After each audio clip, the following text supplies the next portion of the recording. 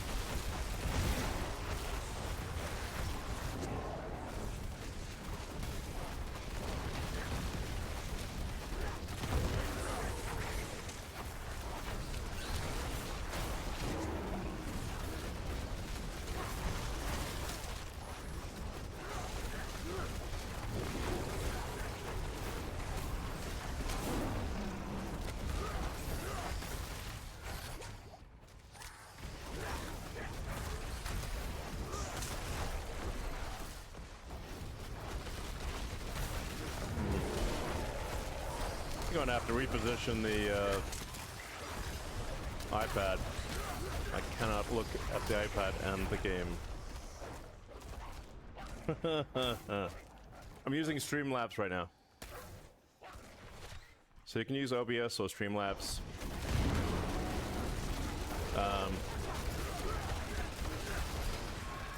And you can stream simultaneously to the X platform and to Twitch. So, if you're streaming to Twitch, you might as well stream to X too. The reach on the X platform is hard to beat. So, this is quite tricky to look at. Look at the chat. I don't need the chat on the screen, I guess. Yeah. Trying not to die while looking at the chat. This is pretty tough for this level.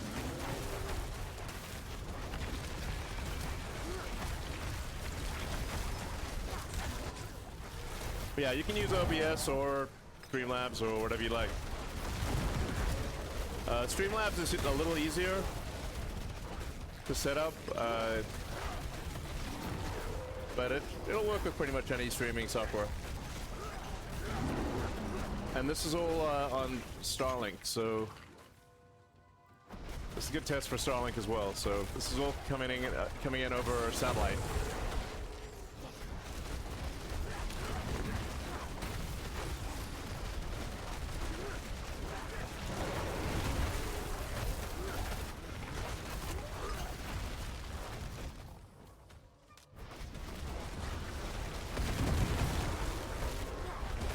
Yep, this is Starlink. So, we've gotten the median latency of Starlink down to around 30 milliseconds in the US. So, you should be able to play most real-time games. I mean, it's roughly, it's about equal to cable. And I think long-term, like, in the next, I don't know, year or two, we should be able to get the Starlink latency below 20 milliseconds.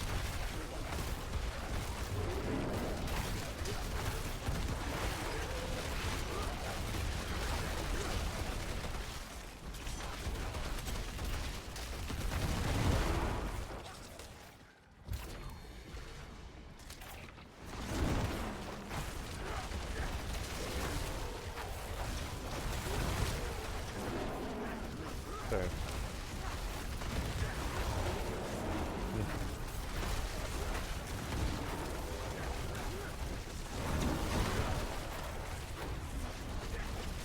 But yeah, Starlink seems to be doing pretty well. No packet loss, and no noticeable latency so far in the game.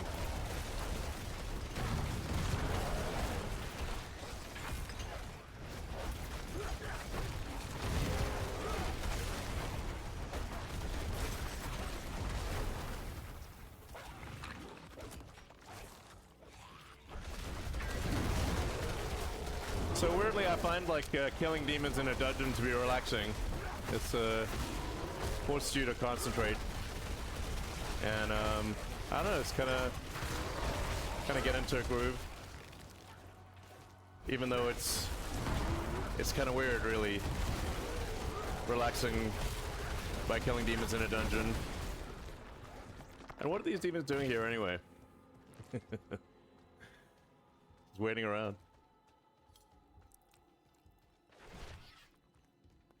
Well.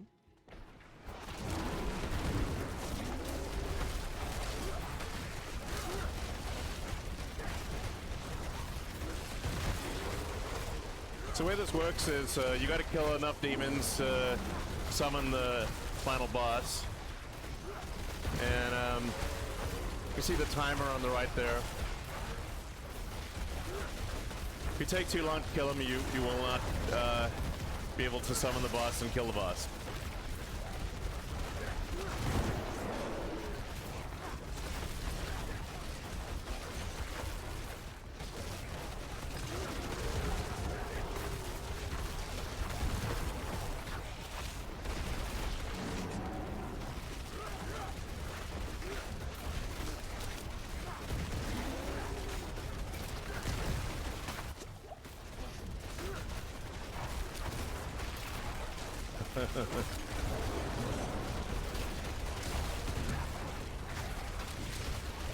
I have not played RuneScape.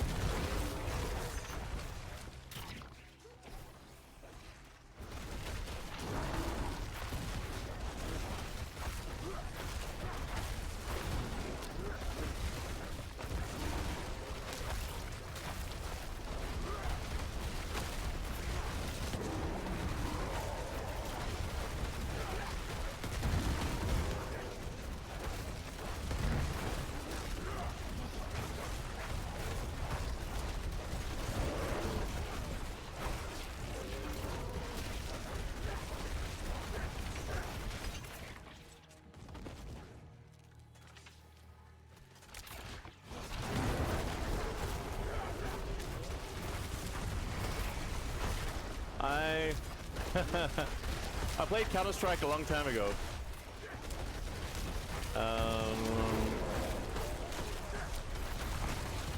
And a really long time ago, I was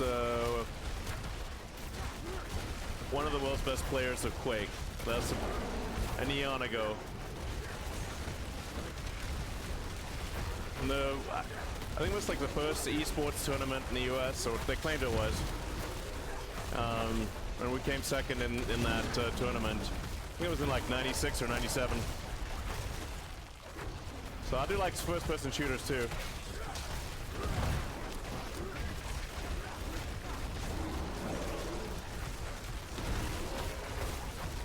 Elden Ring is an amazing game. It's a work of art. I actually think Elden Ring might be the best art that I've seen in real life or in a video game, in any form. Elden Ring's amazing. Exquisite. I look forward to playing the DLC. It's coming out soon.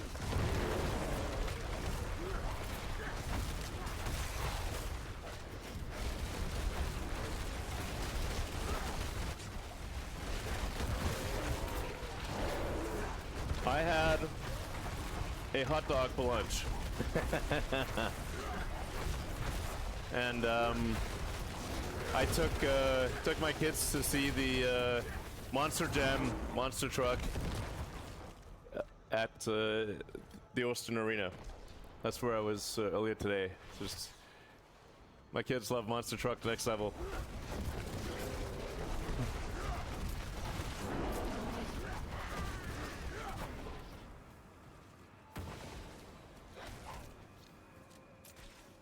Well,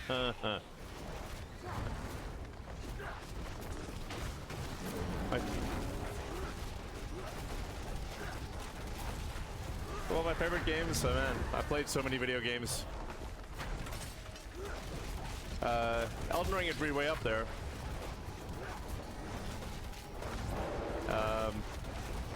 BioShock, Saints Row 4, Half-Life 2, obviously Quake.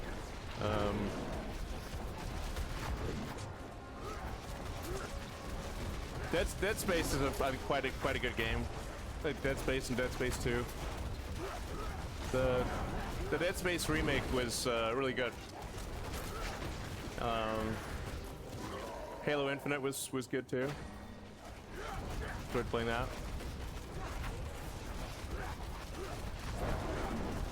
I love video games, obviously.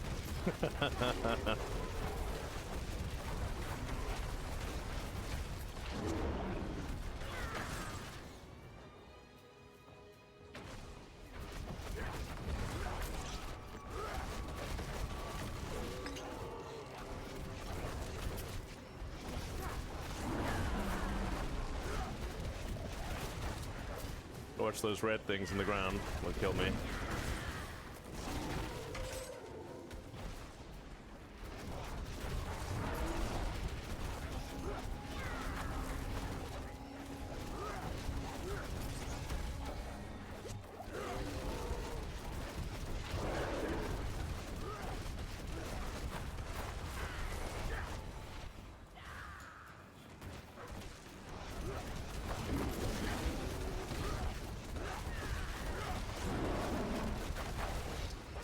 So I don't have time for games. So games are, but my two sort of non-work things that I do are hang out with my kids and play, and the other thing is play video games.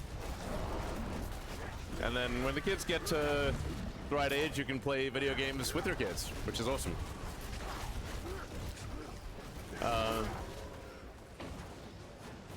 Played a lot of Mass Effect 3 with co-op mode with my kids. That was pretty fun.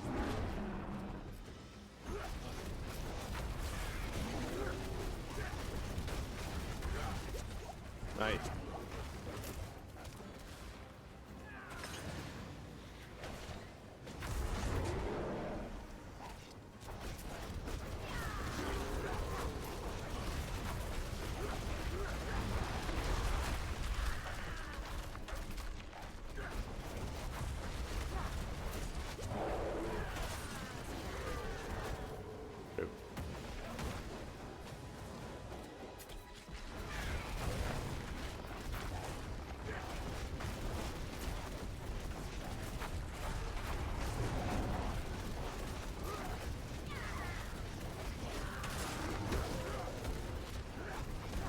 Where'd he go?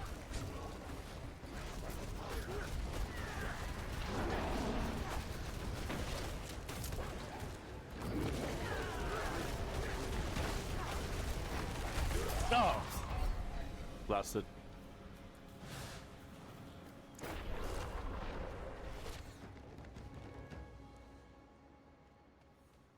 probably won't have enough time to get. No, I'm not gonna have enough time to kill this guy.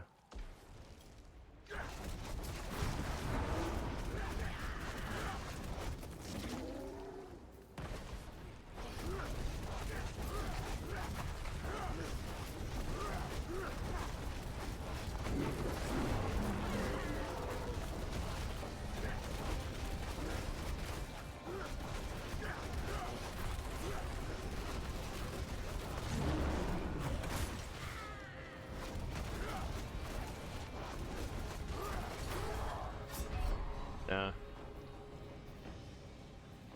Alright, definitely need chat on the screen. If I look at the chat, I die.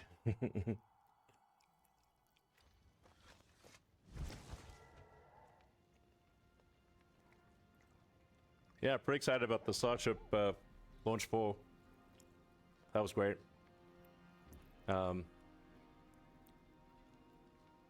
I think that was sort of like a 20% lucky outcome. because both the booster has a soft landing and the ship had a soft landing in the ocean. So we got a lot of great data, and unless something comes up that we think is problematic, we'll try to bring the booster back and catch it with the giant Mechazilla arms. And we definitely want a rocket to reach Uranus. That's it's a stretch goal to reach Uranus, but definitely something we think we should aim for.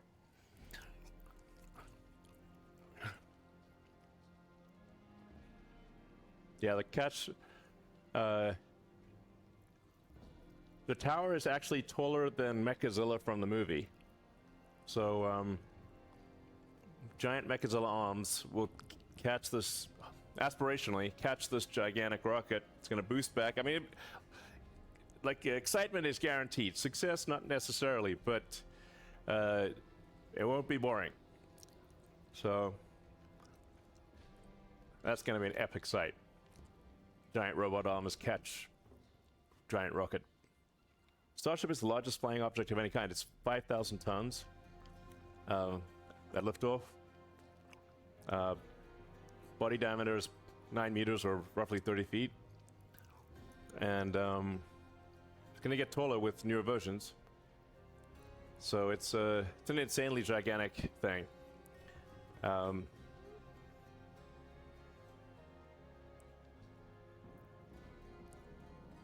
When we first started figuring out the Starship design, it seemed utterly insane. And now it's gone from utterly insane to merely late.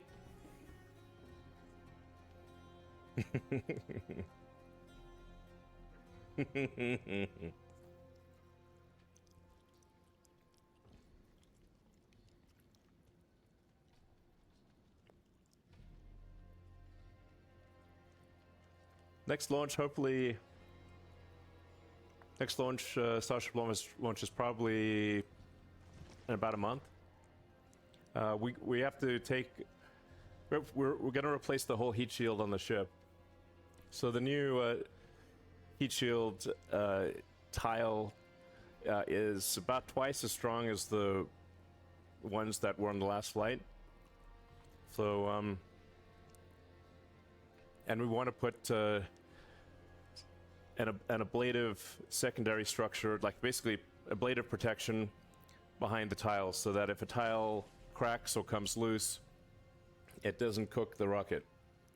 It's pretty incredible that the rocket, that the ship made it all the way to the ocean, despite the right front flap getting cooked very hard. It was kind of like a skeleton hand, but I made it. But on the next flight, we want to not have the tiles fly off and have a skeleton flap. So the new tiles will, like I said, about twice as strong, or hopefully half as likely to crack or come off. And we're gonna put like I said, secondary ablative material below the tiles, so that if a tile does crack or come off, it's got a good shot of returning. We ran 2 experiments with tiles on this flight, which people may have noticed, because they saw why there's some missing tiles on this last flight. They were intentionally missing because we were testing the secondary heat shield material, which is like a silicone felt ablative. It's not good for reuse, but it's good for saving your butt if a tile cracks or falls off. Very tricky to put these tiles, have them work well, because the tiles are ceramics. They're like a coffee cup or a dinner plate.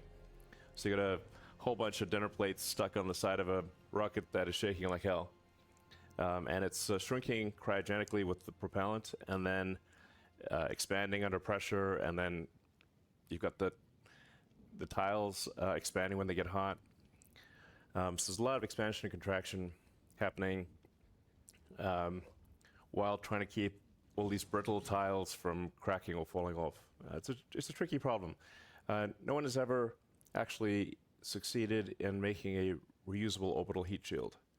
The shuttle heat shield took, I think, 9 months, 1,000 people, a massive amount of work between flights.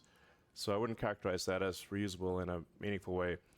And we're aiming for full reusability. So the ship comes back, gets caught by the Mechazilla arms, and is then placed back on top of a booster for immediate reflight. That's the goal.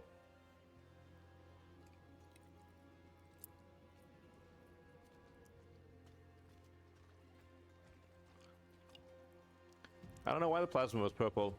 I always like pretty much every color. Now, we were burning things, so probably I don't think all those colors should be there if we're not burning things. But it's still going to be quite the light show. And what you're seeing with the Starship coming back in is just exactly what the camera sees. So there's no post-production, there's no editing, nothing. That is the live stream from the camera. It's what you would see if you looked out the window. It does look awesome. So yeah, I'm pretty fired up actually. I was really walking on clouds after the Starship launch. SpaceX team did an amazing job, and we're really doing things that have never been done before. So the key to making life multiplanetary and being a true spacefaring civilization is full and rapid reusability, so that you don't have to get a new rocket every time you want to fly somewhere. Now, we live on a planet where the gravity is, Earth's gravity is high, and we have a dense atmosphere. So if this was a video game, it would be set on extreme difficulty. So, like, it's very extremely difficult, but not impossible. So I'm confident it will work. Just a question of how many attempts we need to make it work, and then make it work really well. And then for building a city on Mars, you need thousands of ships, because you can only go to Mars every 26 months. So Earth and Mars are the planets basically align every 2 years. And you've got a short window of a couple months to launch from Earth. So you need thousands of ships if you're going to build a city. And then the ships can only come back, best case, every 2 years, but realistically, more like every 3 or 4. So, in order to build a city on Mars, let's say if you're aiming for a million, whatever's, I'm not sure what the right number is for being self-sustaining, but I think it's maybe on the order of 1 million people, and maybe 10 million tons of cargo to build up the infrastructure necessary to be self-sustaining. The critical threshold to pass, which some people would call it like the Fermi filter, sort of after Enrico Fermi. That threshold is get Mars to the point where if the ships from Earth stop coming for any reason, that the Mars city does not die out. So you could have everything except for one little thing that you're missing, and then if those resupply ships stop coming, game over. So we need to get to the point where Mars can survive even if those ships stop coming, whether civilization ends with a bang or a whimper.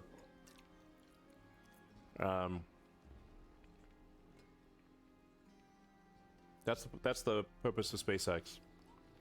Make life multiplanetary. To make life multiplanetary, the probable lifespan of civilization is dramatically greater, and we can go eventually from the solar system to other star systems, and maybe discover many long dead alien civilizations. I think it'd be very exciting.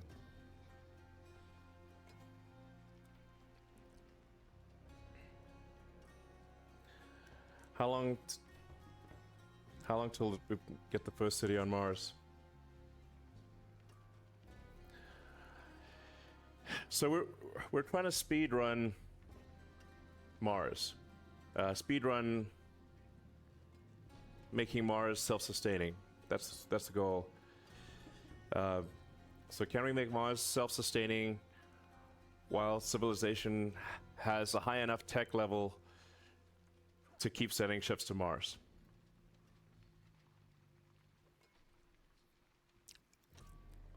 That's what it comes down to. I think it can be done in 20 to 30 years. If you have an exponential increase in ships going, it's 20 years. But I tend to be optimistic about time, so maybe it's 30 years. Hopefully not 40 years.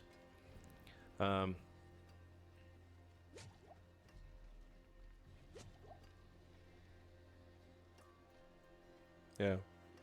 And we'll do the moon too. So the moon will do the moon along the way. The moon's basically in the backyard compared to Mars. But Mars is obviously Mars is a real planet, and has a lot more resources than the moon. And it's much more likely that if something were to happen to Earth, Mars is more likely to survive than a moon city, because you can shoot a moon base from Earth. It's very hard to shoot a Mars base from Earth. So Mars is more likely to survive than the moon if there's some, like, global thermonuclear war. Like Stephen Hawking, his estimate when I talked to him many years ago was that he thought there's like roughly a 1% chance of civilization ending in any given century. So, and it's wild to think that Earth has been around for 4.5 billion years, and this is the first time in 4.5 billion years that it has been possible to extend life beyond Earth. That window may be open for a long time or a short time, but I think we should assume, to be safe, that it will only be open for a short time. So we gotta hustle.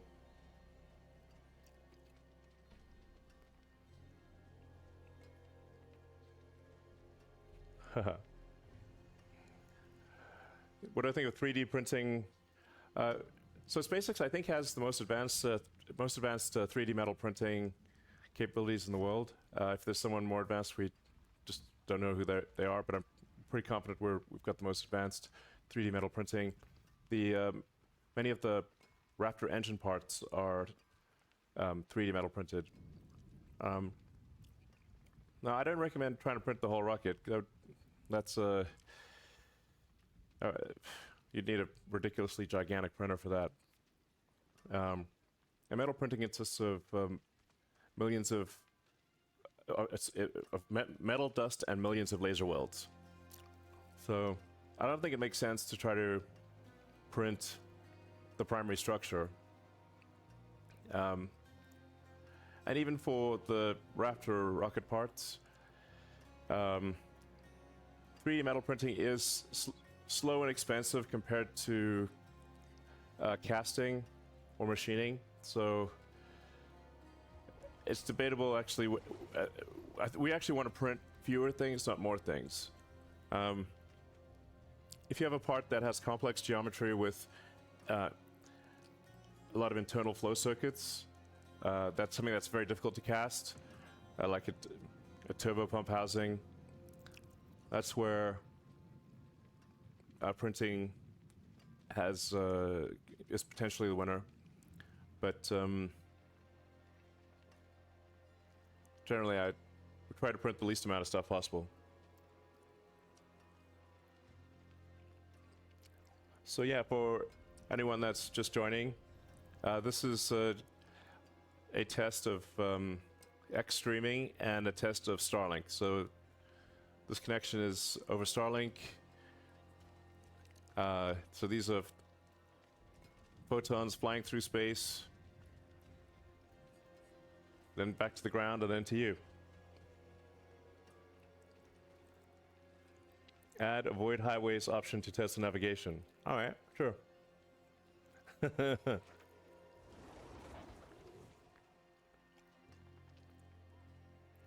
Am I going to do a hardcore character? I actually did several hardcore characters, and they're all sitting in a graveyard.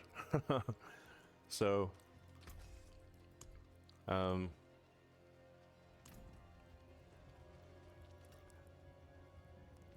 like to try to push the really difficult levels. If you play a hardcore character is if you die, you die, and that's it. Makes it difficult to push the really high levels, because you're gonna die if you push really high levels. I always throw in the candle for a little atmospheric effect. It seems appropriate for Diablo. Yeah, maybe Grok could clip highlights as you play.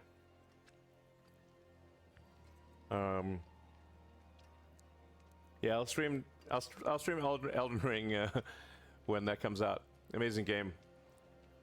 Like I said earlier, Elden Ring is one of the most exquisite pieces of art ever created in any realm. It's stunning just to look at Elden Ring.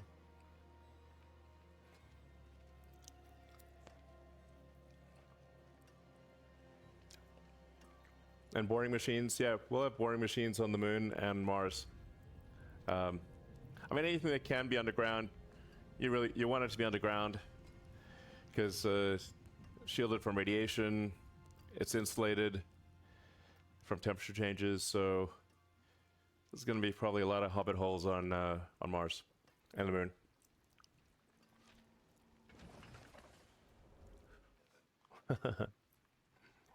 Yeah, mosquitoes. We managed to actually tackle the mosquitoes for parts of Starbase, but man, mosquitoes they're a difficult beast to battle. And yeah, you'll be able to play video games with Neuralink. You may have seen Noland, who's the first Neuralink patient. After he got the Neuralink, he spent all night playing Civilization, which is awesome. That's exactly what I'd do if I were him. Yeah, Proofrock will make habitats. Yeah, and you can bring your dogs to Mars. What's the painting about? That is an old Apollo painting. There will probably be a lot of Optimus bots on Mars. You don't need to terraform Mars to make it self-sustaining. Over time, you could terraform Mars and make it be like Earth, but that'll take a while, even if you take the fast path. So, I think the right move is to get the city on Mars to be self-sustaining as quickly as possible, so as to secure the long-term future of consciousness and life as we know it, and thereafter work on terraforming.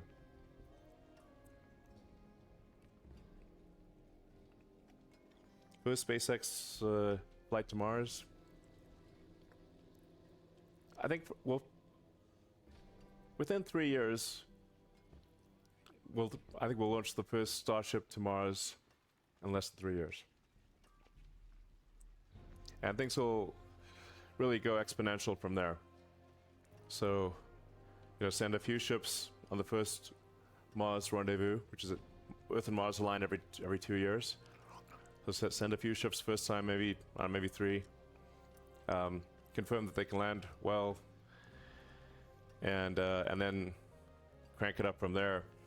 Then go to, I don't know, 20 or 30 ships in the second rendezvous, 100 on the third, and try to get to 1,000 ships going to Mars every rendezvous, so every 2 years, as quickly as possible.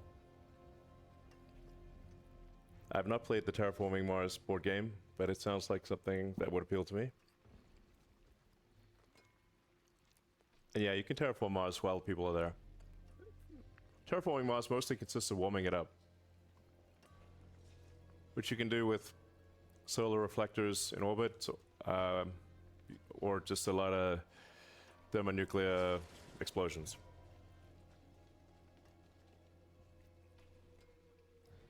And yeah, we'll send Starlink satellites to Mars too, so Mars will have great internet. Now, Mars is anywhere from 4 to roughly 20 light minutes away. So you won't be able to do anything real time on Mars, but you know, texting, emails, and whatnot will work. And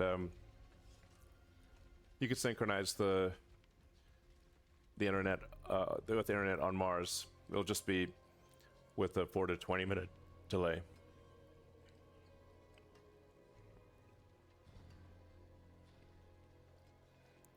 We're still waiting for Starlink approval in Turkey, so I don't know what the timing on that is. But we're now at, I think 100, Starlink is now approved in 100 countries in the world.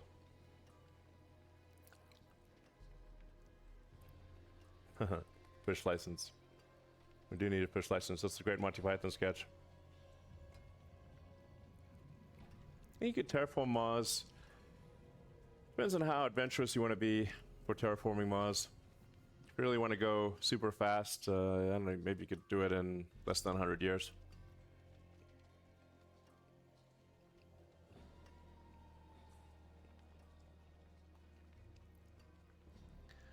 And not everyone needs to go to Mars. Obviously, there's figure out of the 8 billion people on Earth, maybe a million might want to go.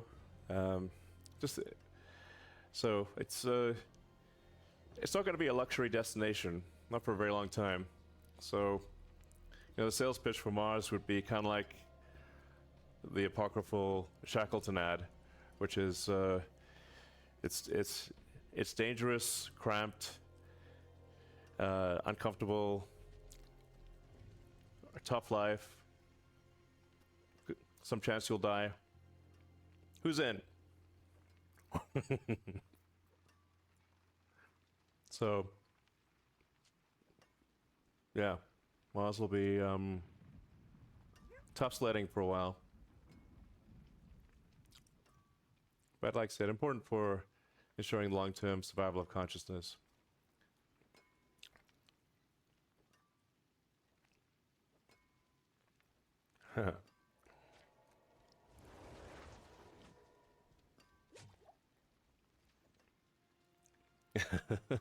So there's at least some number of people that are willing to go on a dangerous expedition in cramped conditions in a relatively tiny metal can. It'll be a fun adventure if you live.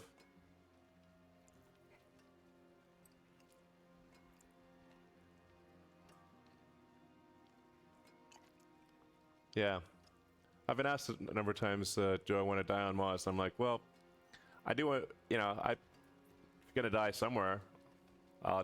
Sure, why not die on Mars? I just don't want to die on impact.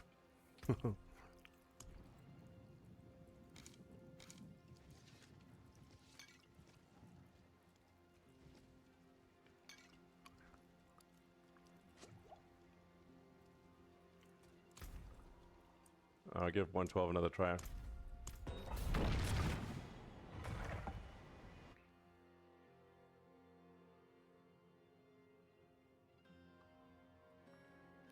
And there's no age limit. You can go to Mars if you're young or old.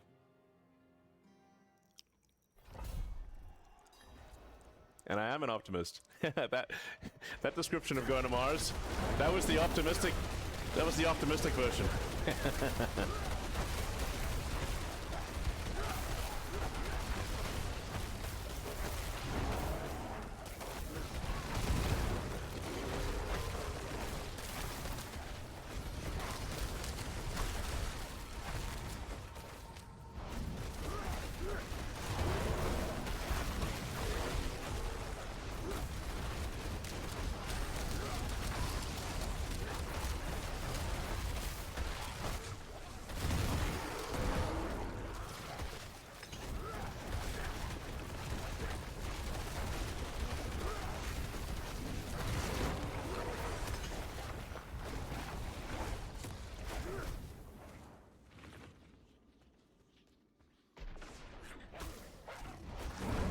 love you guys too.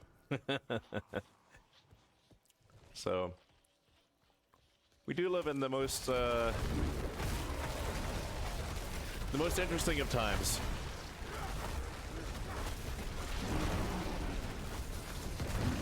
Like, I wouldn't want to be alive if it said you could go live in any other time. I would pick now.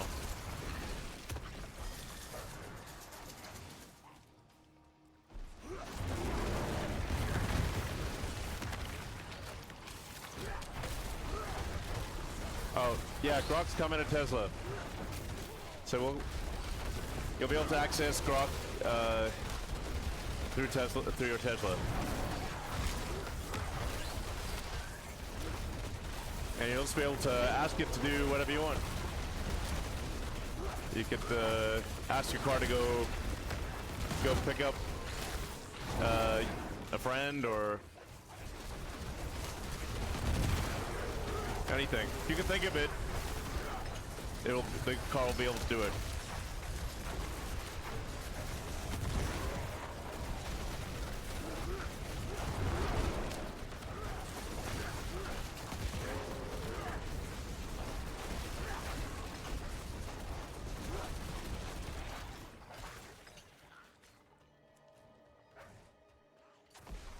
$9.75.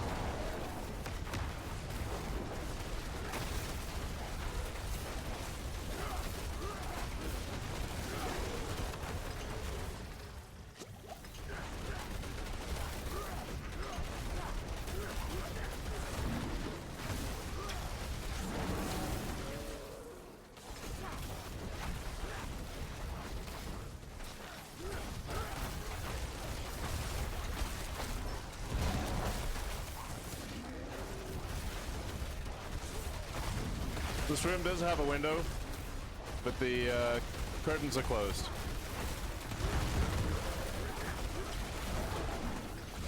I'm in Austin right now.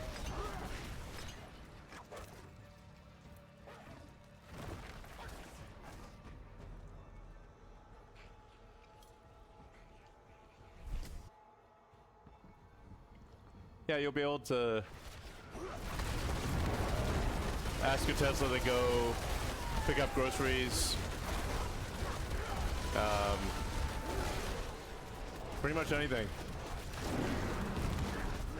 Optimus is really going to be next level. And you'll be able to probably, like, you know, skin Optimus in a wide, you know, pretty much with anything. So people on the internet have asked me to make catgirls real, and actually you can make catgirls real if you have a robot. If you have a robot catgirl.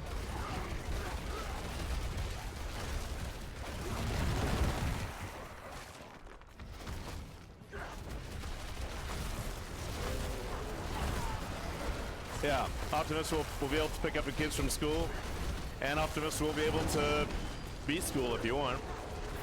We'll be able to teach kids anything.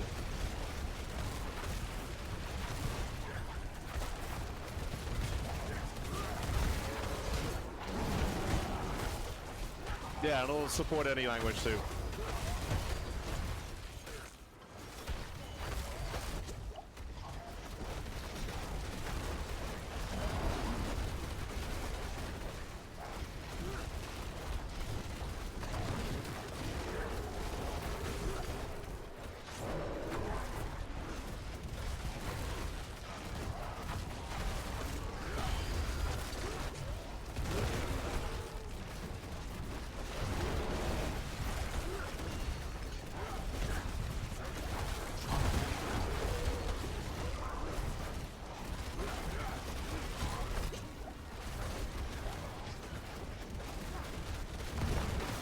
Do I think AGI will be next year? Probably. It's not next year, it's not much long. It's, let's say 2026 at the latest for AGI. At the latest.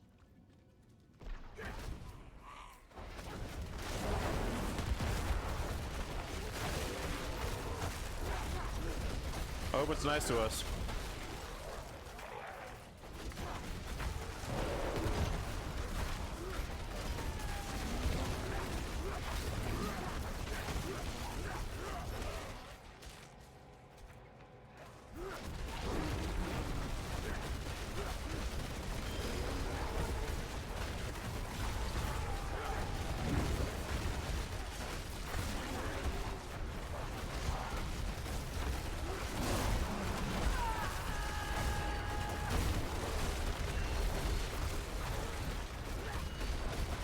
So, one defines AGI as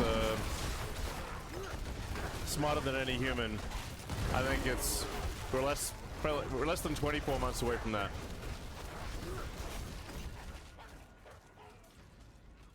So, yeah, please be nice to us, AGI.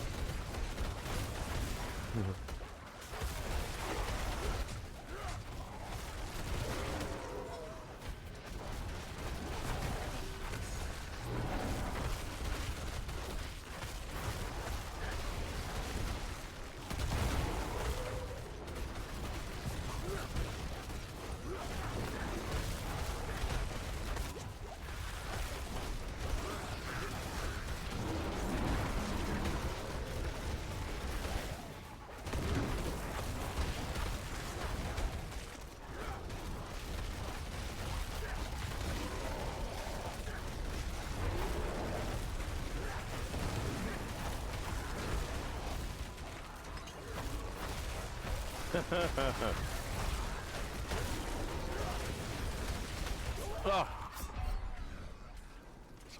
Forget for looking. Trying to do too many things at once.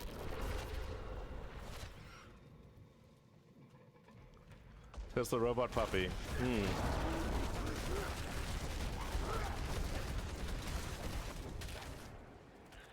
Could make one. What really matters is a humanoid robot, though.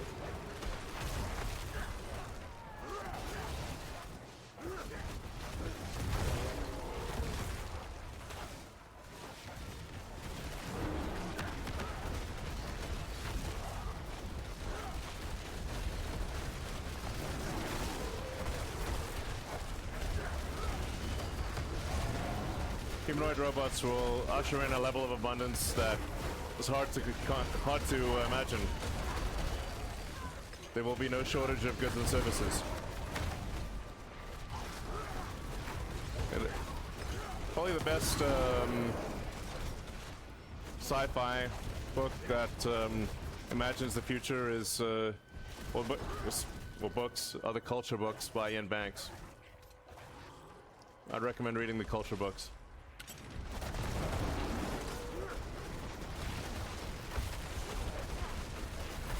Yeah, Optimus can be your bodyguard.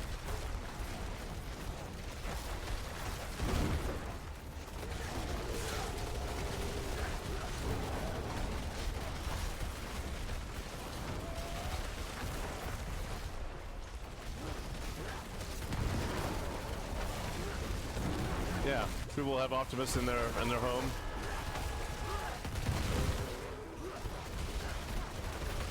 I think probably everyone's gonna have an Optimus. Maybe more than one.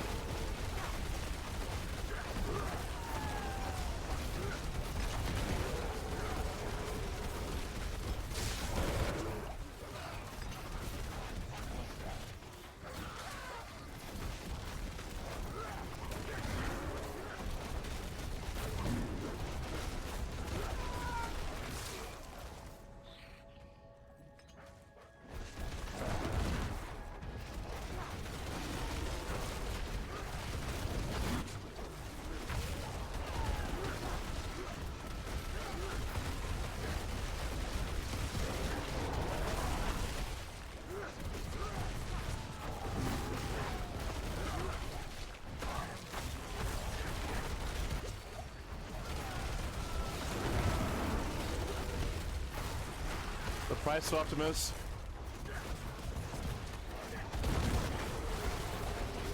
Optimus will be. I mean, ultimately, I think Optimus is probably like $20,000 or something like that, maybe 30. And volume production, Optimus, the parts in Optimus will cost less than a car. So I think probably long term is probably $20,000-$30,000.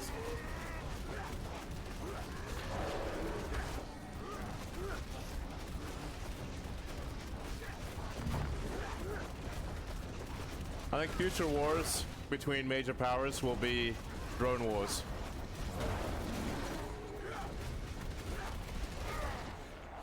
Drones don't miss.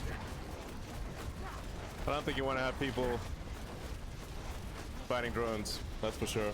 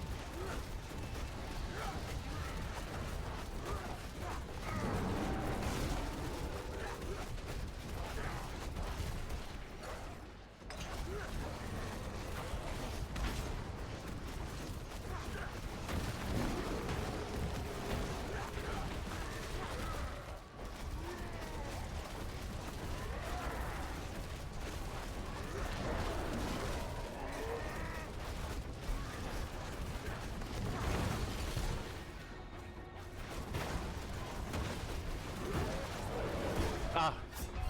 Busted. Oh well.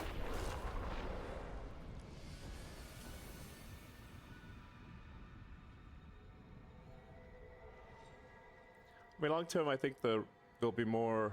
The ratio of humanoid robots will be more than 1-to-1. So there might be 2 humanoid robots or more, maybe 10, for every 1 human, which means, I mean, well in excess of 10 billion humanoid robots.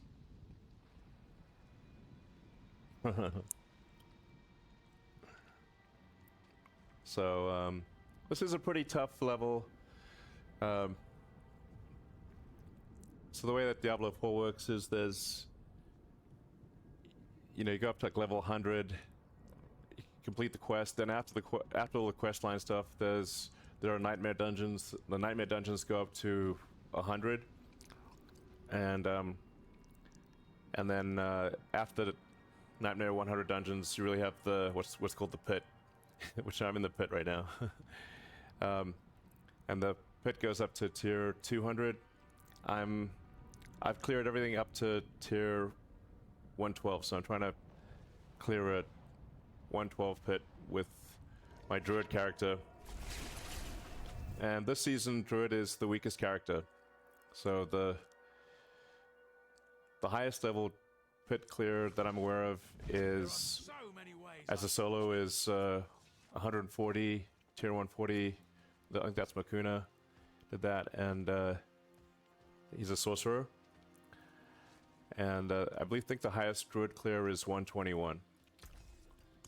And if I clear 112, at least for now, that would put me in the top 20 druid players in the world.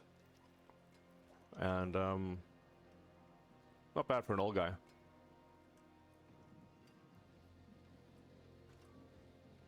See some steel you need?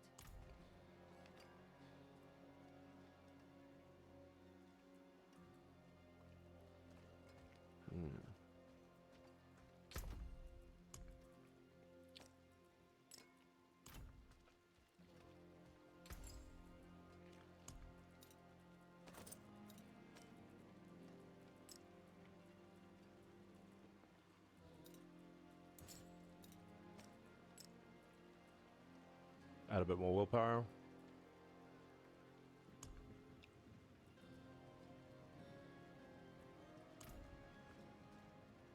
I forge more than horseshoes and nails. What do you need?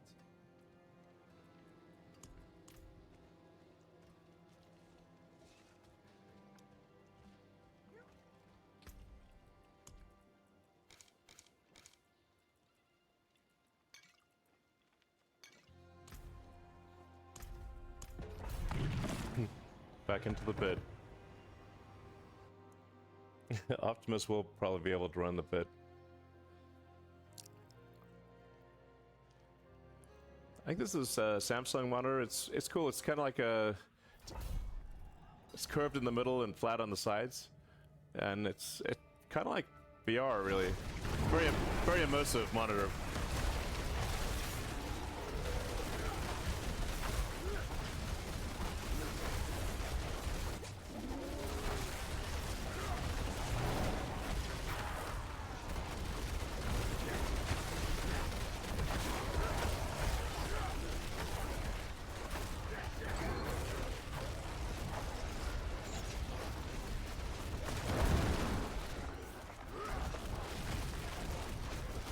See.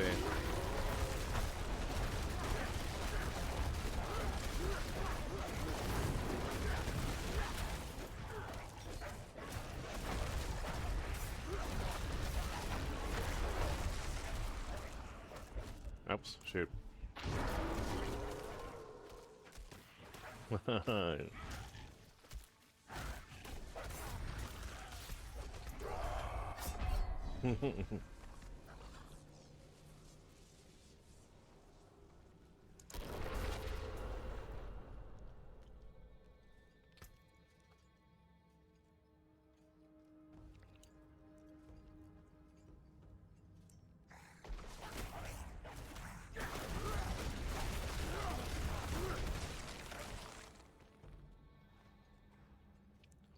I think Diablo and Elden Ring are both great. Elden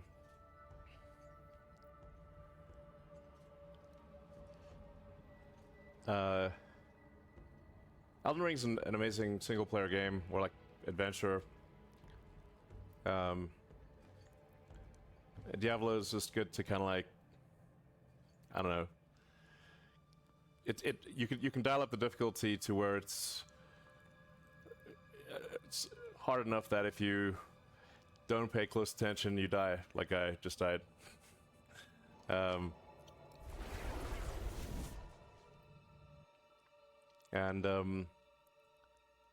The hardest video game I've ever played, and I've played a lot of video games, was the Diablo Abattoir of Zir, which was in Season 2. Or Abattoir of Zir basically means the zenith of slaughter. I'll keep my forge hot. Return soon. I kind of got OCD on AOZ.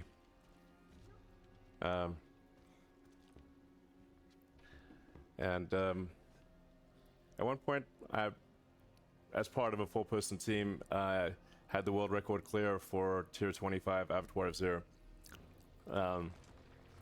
Although admittedly being carried by some really ace players.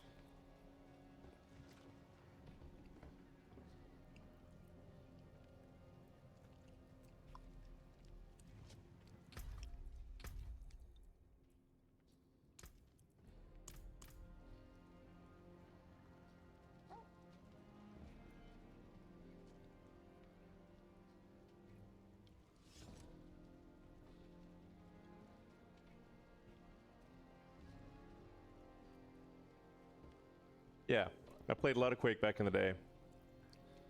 I was, a long time ago, one of the world's best Quake players.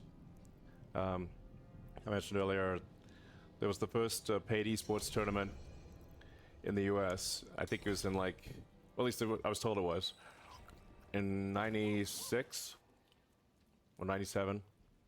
And we came second in that tournament. It would have come first, except the best guy on our team, his computer crashed halfway through the game. Greetings. Do I feel like broken record? Yeah. I do say the same thing a lot because not everyone's heard it. Hello, Mr. Zoo. Good evening. It's my online friend, Mr. Petting Zoo. Looks like the stream's going great. That's true. So, as the name suggests, Petting Zoo is trying to optimize the pets build. So, we've gotten kind of crazy high with the pets.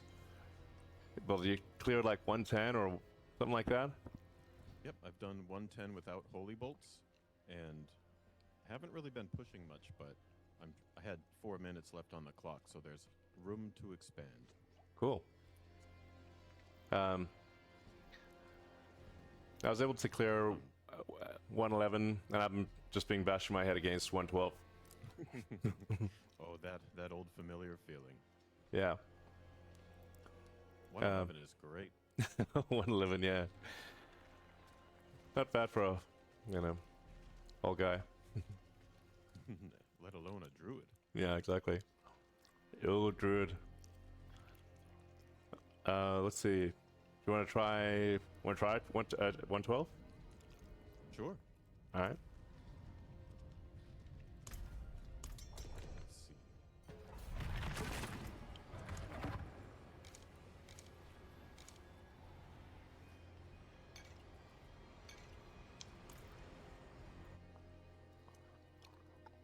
Yeah, we definitely need to create the Texas Institute of Technology and Science. I mean, that place will pay for itself on merch alone. That place is tits.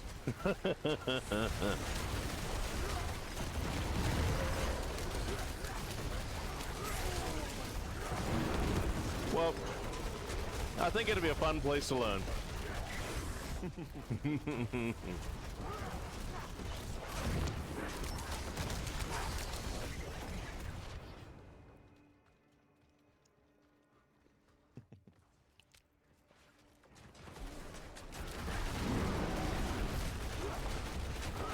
Plump everyone up for you, so that should be a pretty good combo. Yeah. Actually, I suspect we might be able to clear this. So, if I can dodge all that shit the boss throws at me, and not die 1,000 times. I still have the same issue I had in AOC, standing with explosions. All that.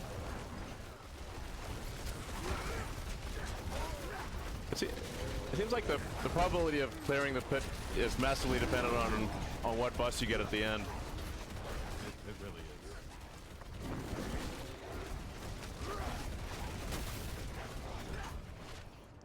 All we want is a nice boss. Is that too much to ask? I was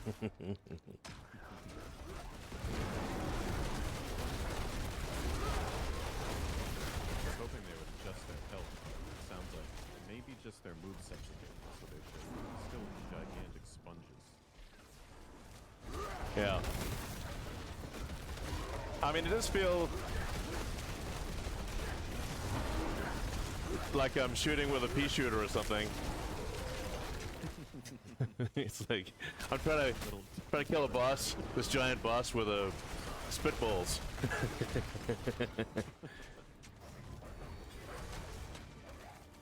yeah, why am I fighting that guy?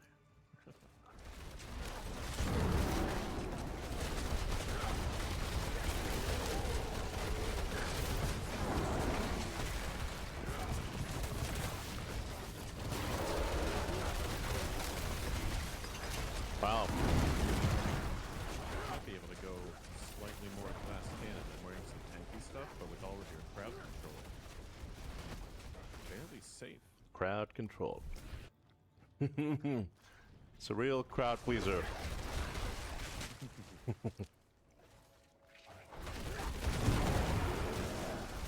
I do feel like are we basically like pest control for dungeons? Do you have Do you have demons in your dungeon? No problem. Call us. We'll clean them out. Call us for a demon-free dungeon. Yeah, it's like Ghostbusters. Access to the cellar of midnight. Yeah.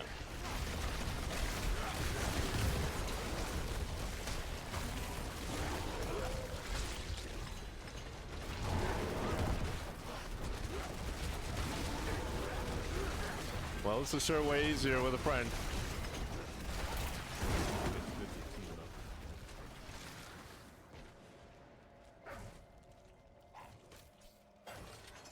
Do you have a good source of vulnerable? Yeah, Wondering if I got vulnerable. They're always, I'm making it vulnerable constantly. I can swap a couple things around. Wow. Look at that. Holy smokes, that was fast. The power of teamwork. Okay, now I have to dodge all this nonsense.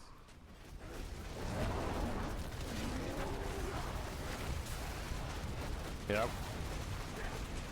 Okay, that didn't one-shot me. That's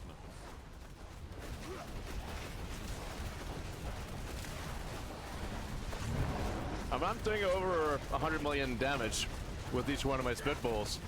I'm just barely chipping away at this thing.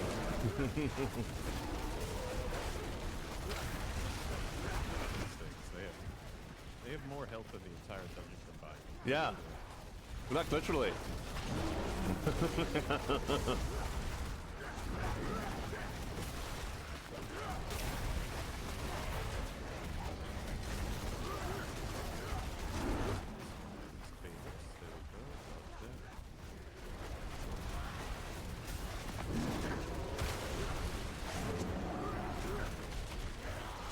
You don't do anything based on critical strikes, right? Nah, it's right.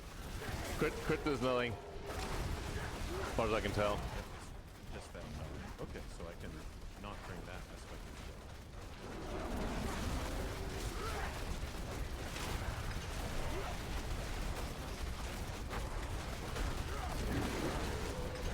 Wow.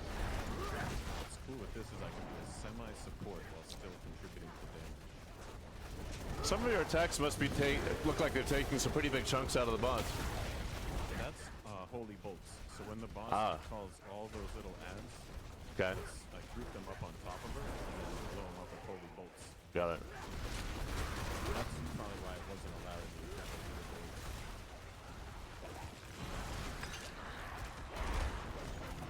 bolts. Whoops. And if I almost didn't run far enough.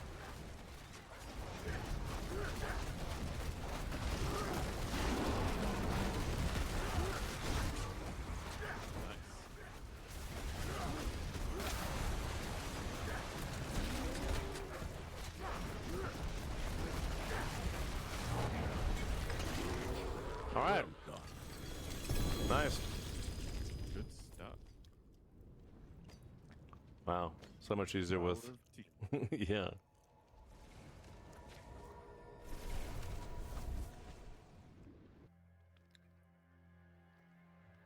I can definitely feel the difference in some of those boss attacks. Elon play Kerbal Space Program. It's like I play Kerbal Space Program in real life. Then I'm like, maybe I am someone's Kerbal Space Program. Who's playing me? Yeah, who's playing me? What are the odds that we're in base KSP?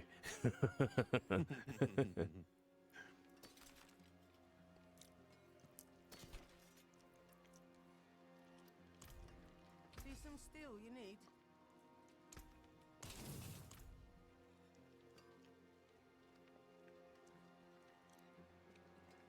I'm gonna adjust for a little more damage, see how it feels.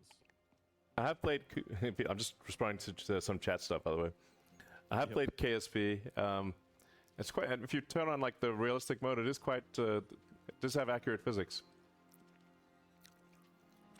I played Civilization way back in the day. Original gangster Civilization. I must have been in like 1990 or 91. Any good podcast recommendations? Yeah. The Explorers podcast is excellent. The Age of Napoleon, Revolutions. I like history podcasts in general. Of course, Dan Carlin. If you've not listened to Dan Carlin Hardcore History, that would probably be my top recommendation. Yeah,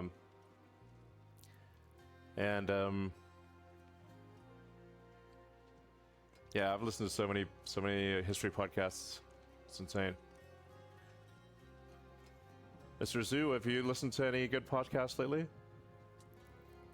For me, I like the Glass Cannon podcast. Super nerdy, all about role-playing games and different games. Just fun to listen to people play. It's just called Glass Cannon?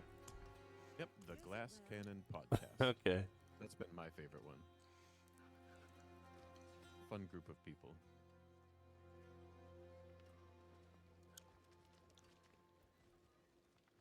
I mean, as an audiobook, very long audiobook, I'd recommend The Story of Civilization by Durant. That'll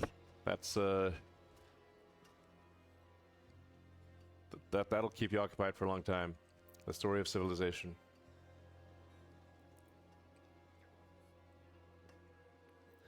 And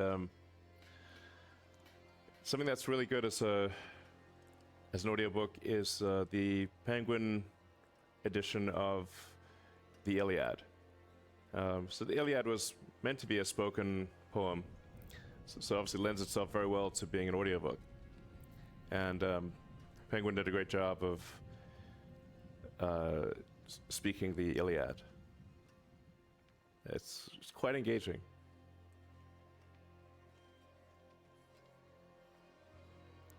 Yeah, and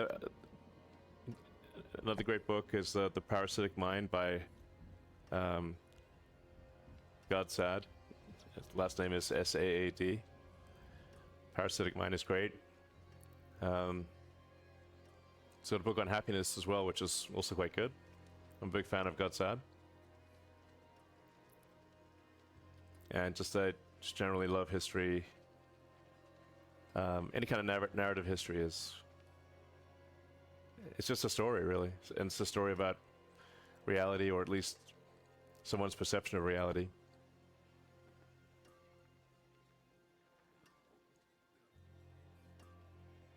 We are entering the age of abundance. Well, it's the age of either utopia or dystopia. We're careening towards dystopia/utopia. I think it'll most likely be good. I think the future will most likely be good. Yeah, Hero's Journey by Campbell is great. I haven't played Star Citizen. History is written by the victors. Yeah, history used to be written by the victors, but these days, if the loser is still alive and has time on their hands to edit Wikipedia, then history is in fact written by not the winners. So the reason history was written by the victors in the old days is because the losers were dead. Now they're very much alive and have time on their hands.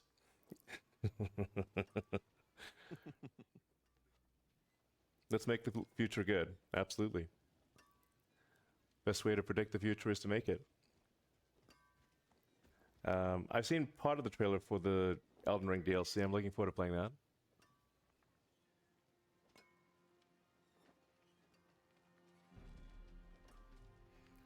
Why don't we have Grokopedia? Well, effectively, Grok will have a superset of what's on Wikipedia. So it'll have Wikipedia plus every history book ever written. So and every book ever written, really, or the summation thereof. So if you have a question, you'll be able to ask Grok and it'll just tell you.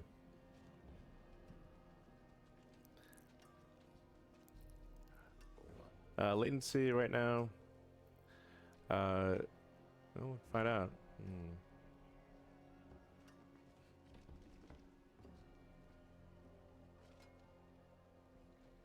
So right now latency is kind of 56 milliseconds, but that's what going all the way to the Blizzard servers. So that's inclusive of everything. The Starlink latency is about 30 milliseconds, and we should be able to get it under 20 milliseconds. Speed of light is the one thing we cannot overcome, but so the up down of for a packet to bounce through space, the satellite to the ground and back again, is currently about 8 milliseconds. So you can't beat the 8 milliseconds. Future versions of Starlink will be at a lower altitude, so that'll be probably closer to a 5 or 6 millisecond latency. And then the rest is really just up to wherever you're trying to go on the internet.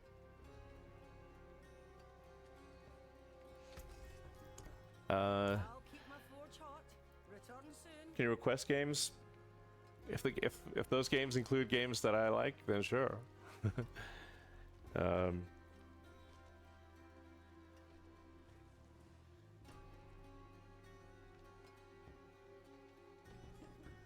we'll see. I think Megazilla's got a decent chance of catching the rocket. Probably, I don't know, 50% chance.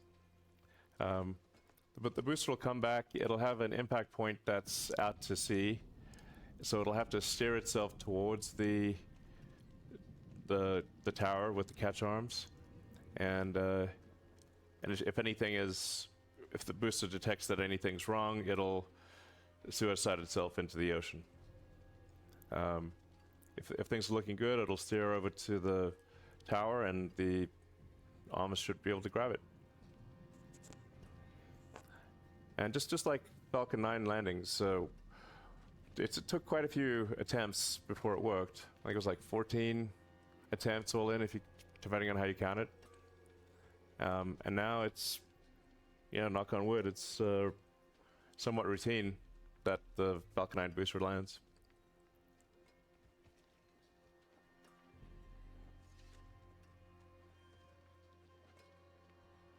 It'll be exciting to watch.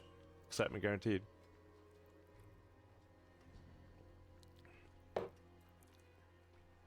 The tower I think that we'll be able to make the tower robust to, thousands of landings. And we do have a interesting satellite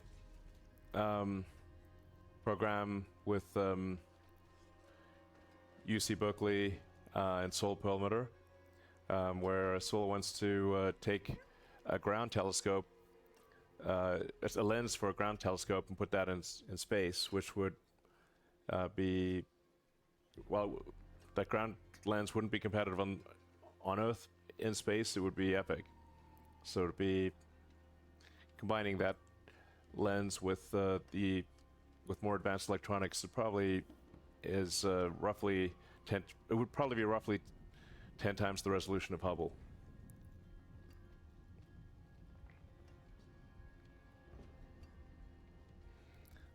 I have heard of dog Wi-Fi hat, dog with hat. So yeah, the reason we want to put the Starlink, next generation Starlink satellites lower is that if a satellite does die out, then if you're lower in the atmosphere, it'll deorbit and burn up fast, and the atmosphere ends up kind of like a orbital cleaner. And the lower you are, the faster it'll sort of clean up a dead satellite. More kids, 100. That'd be a lot of kids. I do encourage people. I always encourage my friends to have kids, and happy to see that many of them are.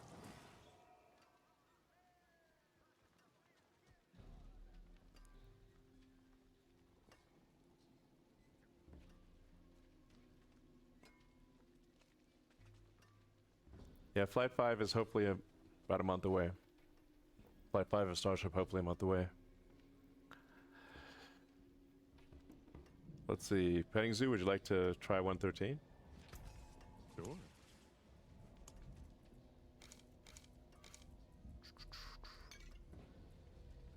Yeah, I feel like we had plenty of time left on that one. Yeah, we cruised through that.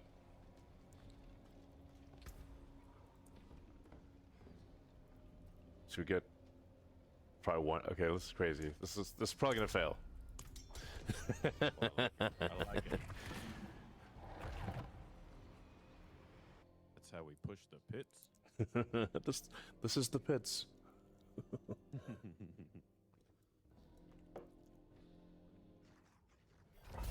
Thanks for buying X. You're welcome.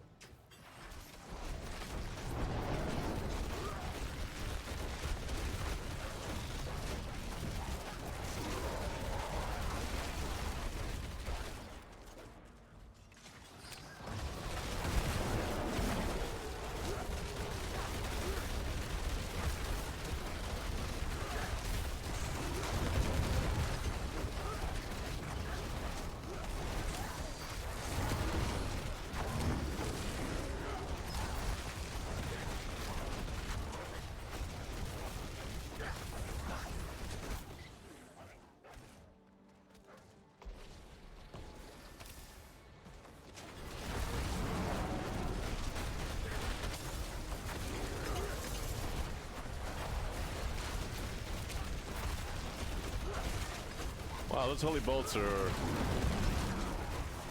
pretty effective. Holy bolts and a nice little cluster of enemies. Beautiful thing.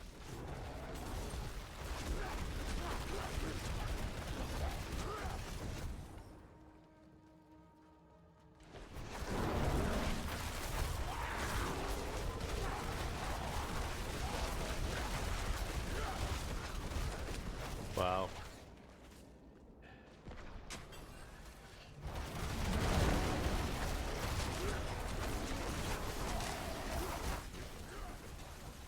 Yeah, holy bolt just melts a cluster of.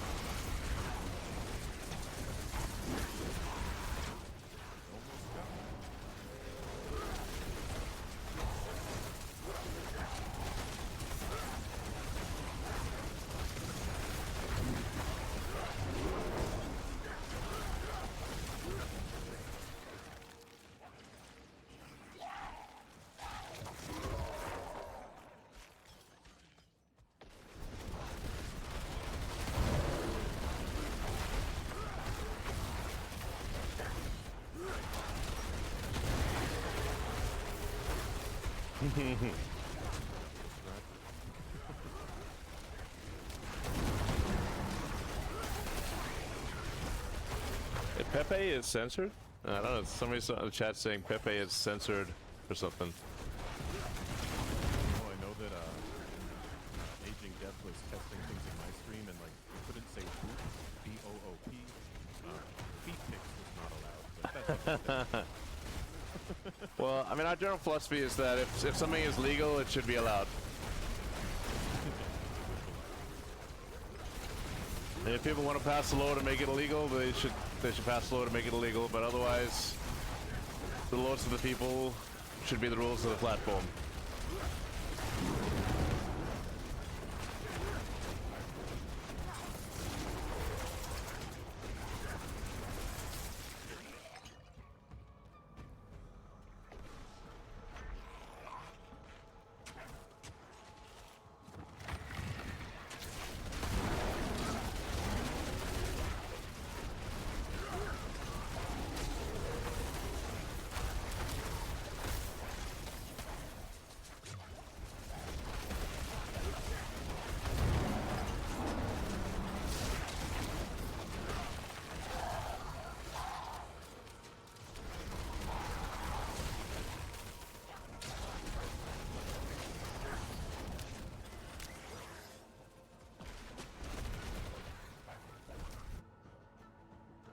That gun was getting a workout, it sure was.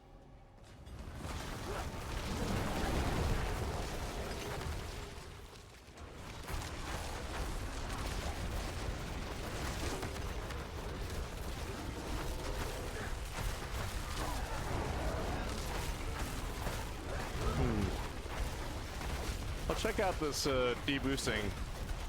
Because, I mean, we shouldn't be deboosting things unless people find them uninteresting. We should deboost boring things and illegal things, obviously. But anything that's legal should not, I think, not get deboosted.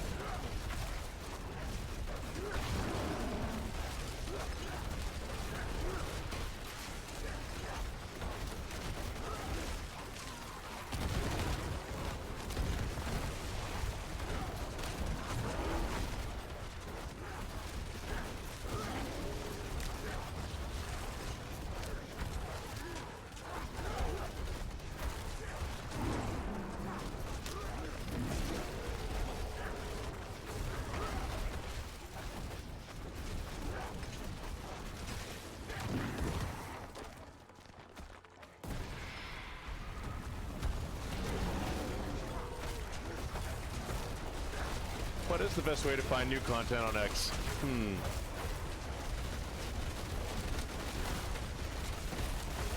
Well, we should be suggesting good new content more than we currently are. I mean, really, the way the system will work is with the X system is that it's purely AI-based recommendations. By AI, I just mean that you've got a series of parameters associated with a person, or vectors, and vectors associated with content, and you just match the user vectors with the content vectors.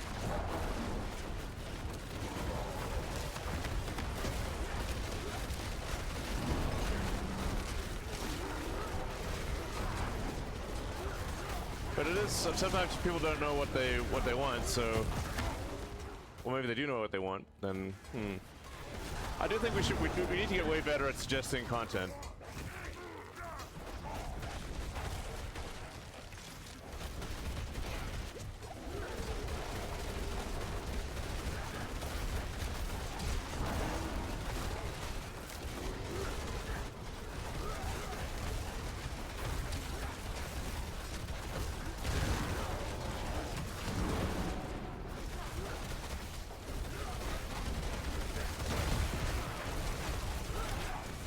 Sounds like the For You tab is working definitely better than it has in the past. Yeah, AI video games are that's the next level.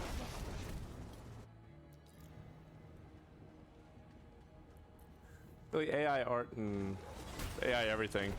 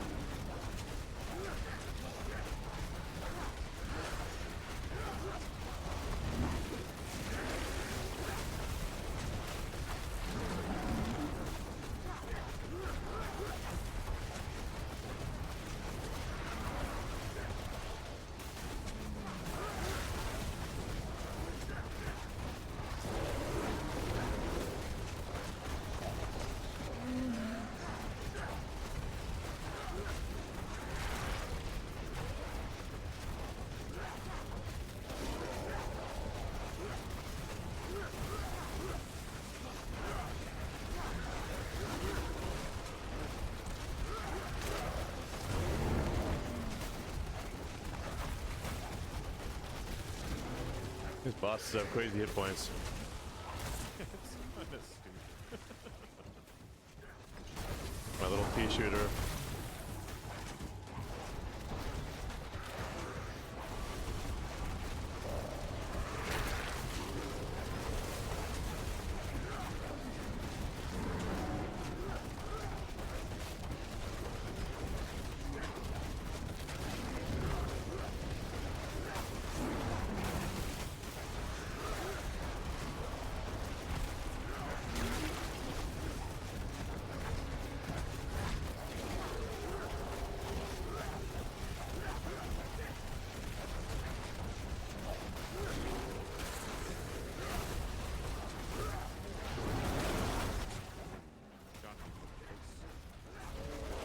Shot through the heart.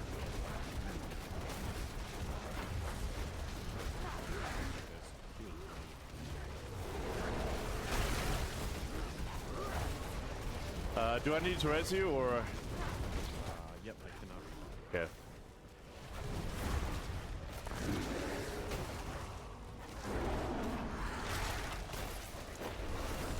Okay. No problem.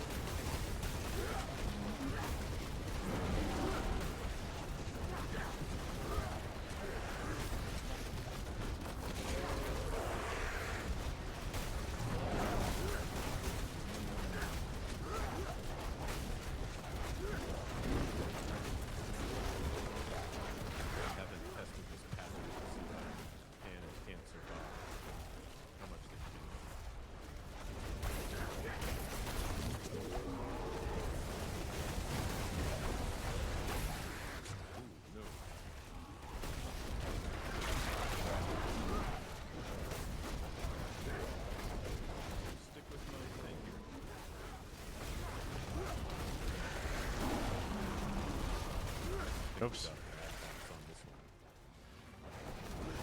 Well.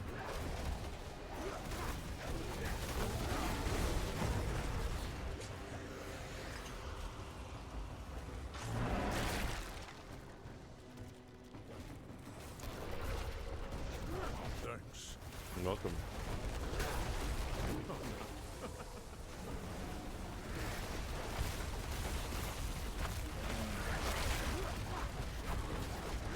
The Rob is offered to join. I think Robert can carry us.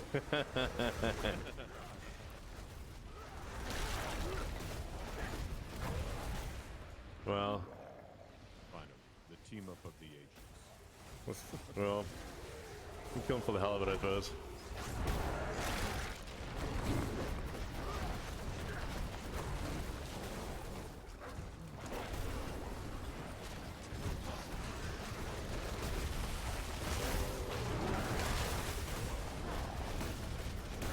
This guy's taking an eternity to die.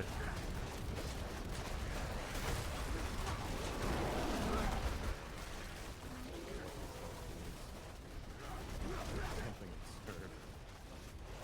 I think if we got one of the bosses in the pads where we could use holy bolts. Oh yeah.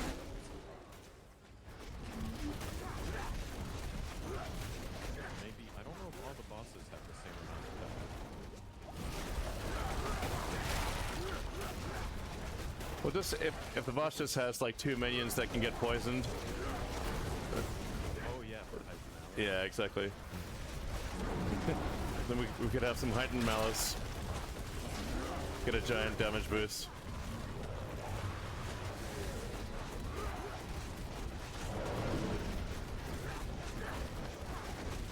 This is, yeah. People are watching this like this looks like hell. It is. It is actually literally supposed to be hell.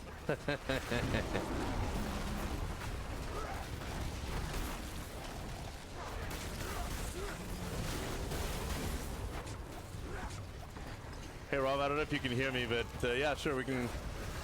We're just gonna eventually kill this boss, and then, For the principle.